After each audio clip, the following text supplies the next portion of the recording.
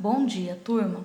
Então vamos lá para a explicação da aula 33 de língua portuguesa do nono ano. O conteúdo da aula é o gênero letra de música, estudando a paródia e figuras de linguagem.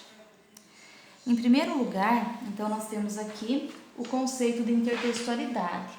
Intertextualidade é quando nós temos dentro de um determinado texto a presença de outros, né? E essa presença pode ser de forma explícita, onde quando eu me deparo com um determinado texto, eu já sei que ele está fazendo referência a outro texto conhecido, ou uma referência implícita, que ela fica um pouco mais difícil de captar essa intertextualidade, certo?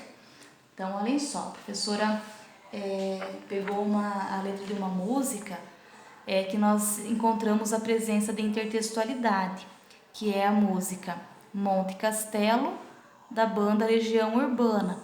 Então, nesta música, nós temos a presença de trechos da Bíblia, do livro Coríntios 1, capítulo 13.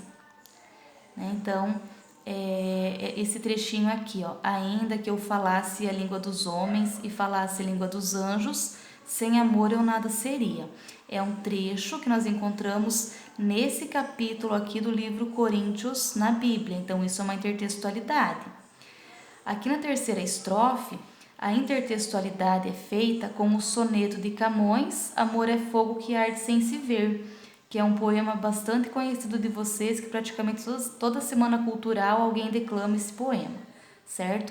Então, quando nós temos em um determinado texto, como a letra dessa música aqui, Monte Castelo é uma música do Legião Urbana, porém, na letra dessa música, nós temos intertextualidade com dois outros textos, ok?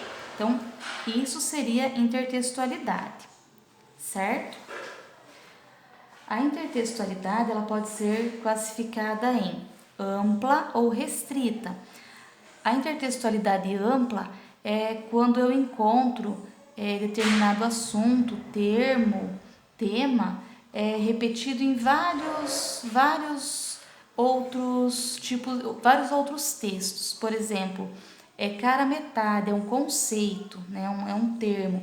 Então, quando em outros textos se faz a menção desse termo, desse conceito cara metade, nós chamamos isso de intertextualidade ampla.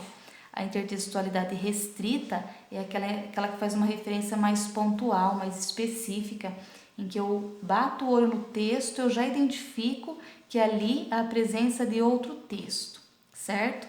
Como na letra da canção Monte Castelo.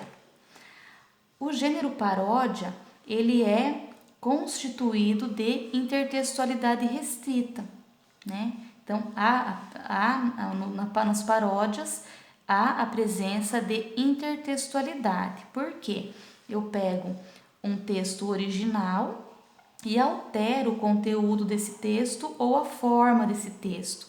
E também pode ser a forma e o conteúdo juntos, ok? E quando eu faço a paródia, o que acontece? Eu altero o sentido do texto original. Então, eu acrescento uma ironia, um humor, né? Eu faço uma releitura do texto original. Então, isso é paródia e na paródia existe a intertextualidade. Aqui tem uma pergunta a respeito dos memes, né? O que os memes têm a ver com o assunto. Então, quem assistiu a videoaula já viu que o meme é uma forma de intertextualidade, ok? O conteúdo seguinte é figuras de linguagem.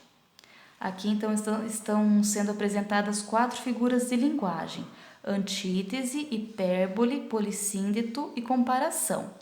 A antítese, como nós já vimos, estudamos bastante, inclusive ano passado, retomamos um pouco no nivelamento. Antítese é a presença de palavras e sentidos opostos na mesma frase. Por exemplo, na escuridão daquele túnel eu não via nenhuma luz. Então, palavras opostas à mesma frase, antítese. Hipérbole é quando eu uso uma expressão exagerada. Por exemplo, estou morrendo de fome. Então, para morrer de fome, a pessoa tem que ficar muitos dias sem comer. Então, se eu digo que eu estou morrendo de fome, é um exagero. É uma hipérbole. O polissíndeto é quando eu uso a repetição de conectivos, ou seja, conjunções, mas esse uso não é um uso despropositado, é um uso intencional para eu dar ênfase a alguma ação. Então, quando isso acontece, é um polissíndeto. E a comparação é quando eu comparo coisas, pessoas, utilizando palavras, as palavras como, assim ou tal qual, certo? Por exemplo, estou estudando como uma nerd. Usei a palavra como, é uma comparação explícita, certo? Então vamos lá para as atividades. A primeira atividade traz para vocês 2 textos.